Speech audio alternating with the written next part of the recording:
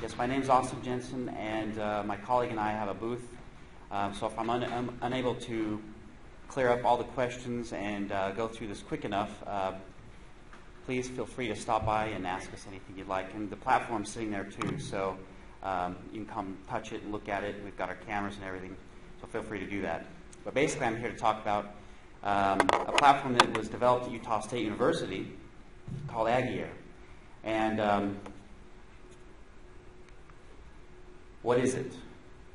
So some of you may recognize this picture. Anybody know what this is called? Anybody?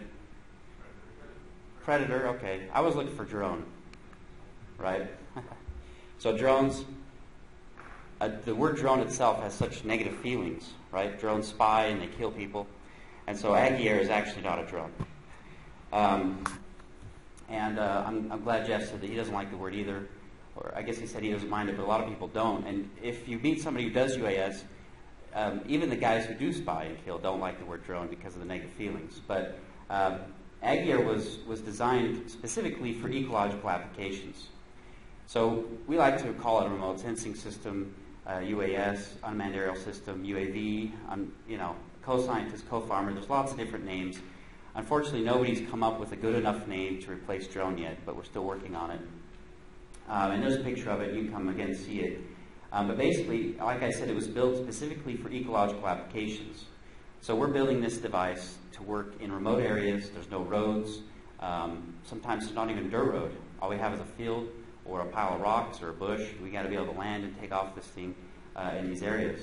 And also, for these applications, we have to have high spatial temporal resolution, and we have to generate orthorectified mosaics.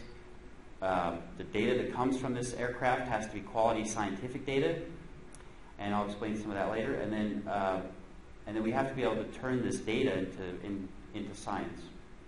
And so, just some specs on the aircraft itself. It's all Kevlar, and it's pretty small, 14 pounds. It looks a lot bigger than it weighs, and we can get a flight time about 45 minutes to 60 minutes. And I'll kind of translate what that means into coverage in a bit. So again, come by the booth. You can touch things. I'll show you, give you a better layout than you can see in the presentation. But what I wanted to show you here is that this is fully autonomous. There's not a remotely piloted. Somebody's not piloting this from a trailer or with a joystick. This is fully autonomous. It has an autopilot, a GPS, and you program the waypoints in there, and it flies around according to that. And then here's our payload system. You can see we've got 2 cameras, and then at the bottom of the payload, because we belly land, we have to protect the cameras, and so we've got a door that actually opens and closes and protects the cameras during landing. So, especially nowadays, there's lots and lots of these things out there, right? So what makes us different? So what I have here is just a flowchart, basically showing the process of using these. And basically you have an end user like yourself who needs data. And you give that to somebody like myself who operates the UAS, and we generate a flight plan, that's the flight lines, and we go out and acquire the data. So that's the data, right? And right now, probably 80% of the UAVs out there can do this much. You could do this. You could spend $500, strap a camera onto your plane, and do just this. You can acquire the data for $500 yourself. All right? And about, like I mentioned, 80% of the planes out there that you could buy already do this. But for the applications we're getting involved, it's not enough. A picture's not enough. This is enough for a real estate agent. This is enough for, lots of other things, right? But it's not good for ecological application. And so we have to go one step further, georeferencing, right? So we have to take the data and we have to actually say, okay, this is where it belongs on the Earth. And this step is actually quite challenging. And luckily there's nice software that exists nowadays that we can take advantage of. The Russian software that Jeff mentioned is one of them. We also have another that we've been using for the last couple of years. But this can be very time intensive. And so now we have the GIS data, but we're still not there yet. We're still not to the point where we can use the data. And so the next step is applying that calibration. Okay? So when a digital camera takes a picture, it represents light in digital pixel values from 0 to 255. That's physically meaningless, right? That doesn't tell you much about what the light is doing. All it says is that this pixel is brighter than the next. But if you take a picture an hour later, you have no reference you have no absolute reference on how bright that feature is. And so it's really important to make sure that your imagery is calibrated. And so we also do this for AggieAir. And for thermal, we do the same thing. So for our thermal camera, and I'll show you some imagery, it's a radiometric camera, and then we also do a lot of calibration on the ground in order to make it so that it's scientific grade. But the most important, and probably the hardest in many cases, is the application processing. So even if you have scientific data, that doesn't mean the end user can use it, right? And I'll show some examples of this, but it's important that then you simplify the data into information, actionable information that can be used by the people who need it. And so the difference between AggieAir and a lot of the planes out there is that we've been doing this for 7 years, and we have an experience and vision to close the loop from we can deliver actionable information to the end user, and I'll show you examples of that. So data acquisition, as I mentioned, we've got a flight line, and you program the flight line into the plane, and it flies according to that, fully autonomous. And then after it's programmed, then we hook it up to a bungee. And so we stake one end of the bungee into the ground, and then we hook up the other end of the bungee onto the aircraft. And then you pull it back and let go. And this is actually a pretty big bungee. This is not an easy thing to do. That's a strong guy right there. And so off it goes. And so the bungee is great, but we've actually had a new development recently that I want to show you here. And it's a launcher. This is a little more reliable. And so instead of the bungee, you just have a power launcher. And so that's actually the same launcher that I have here on display. So while it's flying around, it takes pictures. And it takes pictures every 4 seconds. And every time it takes a picture, at the moment the picture is exposed, we record the GPS and the inertial, the roll, pitch, and yaw of the aircraft. And as Jeff mentioned, that's really important for the processing. Also, while it's flying around, we can see it on the ground station. So here's a video of our ground station operating, and you can see the plane right there. So there's the plane, and it's trying to follow the circle here, this green circle. And we get all kinds of other info like speed and battery life and altitude, and tons of data. And we do this to monitor to make sure everything's going well. But we can also give it high-level commands like come home or execute this piece of the flight plan or that part of the flight plan. And then it just lands on its belly. It's pretty simple. And this video is obviously shot in a really nice, ideal location. A nice field of alfalfa is perfect, right? But it's never that case. That's our test area.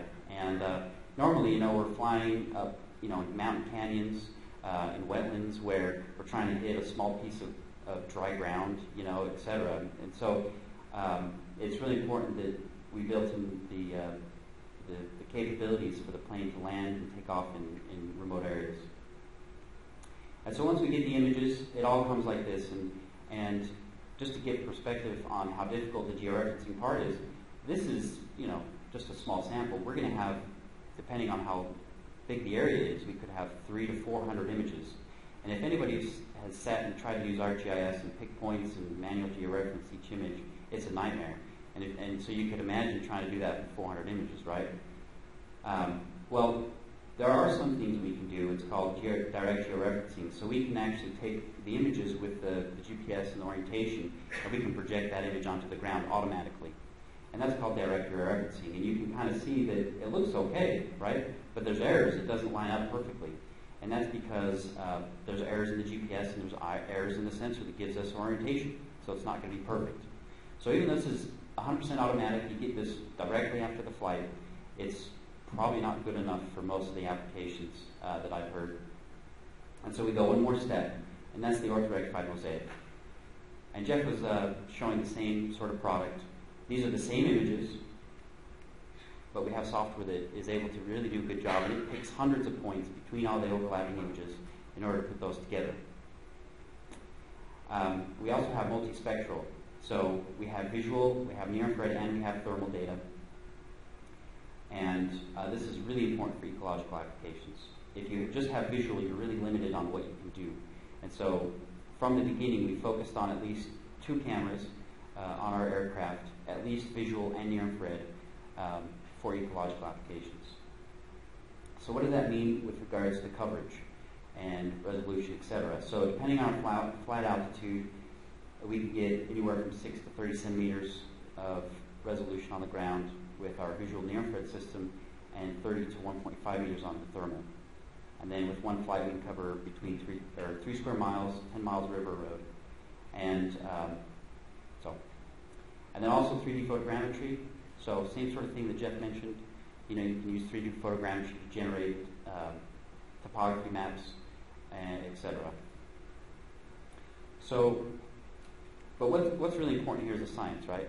This is all very cool and everything, but you know, if you can't complete that circle, if you can't give the end user what they need, then there's no real point to flying in the first place.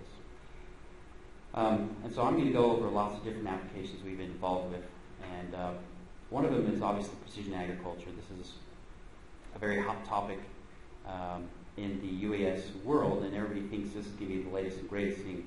And it has a lot of potential, but what a lot of people don't understand is this is also the most difficult application for UAS. So precision agriculture, we've got our visual, near-infrared, and thermal imagery.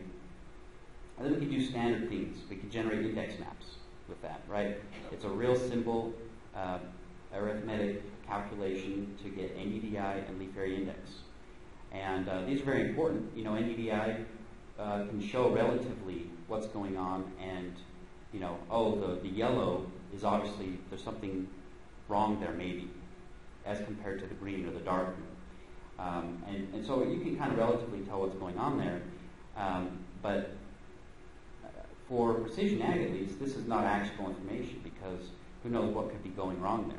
It could be a fertilizing problem, it could be a watering problem, it could be an insect problem. I mean, there's so many issues. So this is not actionable. And so we have to go further, and we have to generate chlorophyll content maps. We have to generate nitrogen, right? So nitrogen, this is actual plant nitrogen, so we can say, we can give the farmer a map and say, listen, this is the actual plant nitrogen, and this is actionable information, and would be able to tell him where to put his fertilizer. Also, evapotranspiration. So the real reason I have precision ag up here is because of evapotranspiration. So we're able to generate soil moisture and evapotranspiration maps for precision ag. Well, here we are at a Tamara's conference, right? Well, this summer we're planning on flying to San Rafael and doing a lot of different things there. But one of the things we're doing is we're going to be looking at tamarinds, and we're going to be applying our methods for evapotranspiration on tamarinds to generate evapotranspiration maps. So that's definitely an interesting application of this sort of technology for tamarinds. Vegetation mapping. Up to date, we have actually not. We've flown over tamarinds, but we haven't mapped it. But we have worked a lot with Phragmites australis, and a lot of the same methods that we applied here could also be applied to tamarinds, and we're also planning on applying those methods this summer to the San Rafael imagery. Phragmites australis is a big problem in North America, and so we flew over a wetland. It's actually the Bear River Migratory Bird Refuge in Utah, a big migratory stop, and so there's a lot of issues with bird habitat disappearing, etc., right? So we flew 4 times. Here's our 4 visual maps and our 4 near-infrared maps, and then we can use both of those to generate and classify non-native Phragmites. And so you can see in the bright red there's our Phragmites. So, a map like that could be delivered to wetland managers, and they could have and they can use that sort of information to manage the Phragmites, correct? But we didn't stop there. Remember, we had all 4 of those flights, and so you can take all 4 of those flights, and you can take all 4 of those Phragmites maps and then do change detection, and then you can actually say, okay, not only here is your current distribution of Phragmites, but this is how it's changed over the last 4 months, and so maybe this could also help their mitigation strategies. And then here's actually an image. We have flown over the San Rafael before, and so this is I just threw this in there to tie this into tamarisk. And this is an image that we took with our aircraft, and you can see the piles of tamarisk that's been recently removed, ready for burning. So rivers are actually a really ideal application for the UAS because they're so dynamic and they change, and a lot of times you're focusing on a smaller area. And just to show how dynamic rivers are, and I don't need to really show this to you guys, but it's important to see that, you know, in some systems like this one, you know, just a couple of months later, you could have a completely different channel. And I'm not sure if you can see that. Yeah. So, you know, I couldn't imagine flying one flight with a manned aircraft and paying a lot for it and trying to map mesohabitat or sediment using the same exact map every time, because look how different it is, right? And that's what these guys are doing. But we were able to fly this and deliver it 72 hours later, and then they were able to annotate what they were interested in. And then they were sitting in the river, floating down the river with imagery that's only 2 days old. And then, of course, same thing, you know, rivers are constantly changing. This is the San Rafael, and we flew it actually after the 2011 flood. And you can see that where the river had made additional channels and had moved. And these sorts of things are important to update. There's another example of it. And again, thermal refugia is very important. I think I misspelled refugia, but we've got visual, near-infrared, and thermal. And thermal refugia is really important for fish. And so we could deliver this imagery, for example, and the fish biologist could use this sort of information to get an idea of the habitat. But we use the visual and the near-infrared to classify, to map the channel, basically, because the near-infrared, the nice thing about it is you can really see water. And so based on that map, you used it as a cookie cutter and removed all the land, and now you're just left with the water temperatures. So this is the surface temperature of the water. And this is calibrated imagery, to calibrate thermal. And just to zoom up, they were actually looking at beaver dams here. They're trying to look at the effect the beaver dam has on the water temperature. And you can just see how heterogeneous the system is and how complex it is. And I mean, this sort of data to the people we're giving this to was just amazing. She was really happy with it, and they went and put 50 more probes in to get, you know, depth profiles and stuff. They were just ecstatic with the amount of data we were able to provide. But we also did some stuff. This is on the North Slope of Alaska, and again, just looking at the value of having thermal. This was a mass heat transfer study, and they were looking at where the water is coming into the system, and you can see on the thermal there plumes of cold water coming in. So there's loads of other applications. Come talk to me later. Lots of other things to talk about. But actually, I'm out of time. So any questions if there is time? One question. Yep. What's the maximum flight range? Forgive me if I missed that in your presentation of the previous one. We fly for 45 minutes to 60 minutes, which will cover 3 square miles or 5 to 10 miles of river road. But as Jeff mentioned, we're still under constraint too with regulations, etc., about how long we can fly. And that's a longer discussion. So we can talk about regulations later. But that's the platform is limited to 45 minutes to 60 minutes. So, all right, thank you.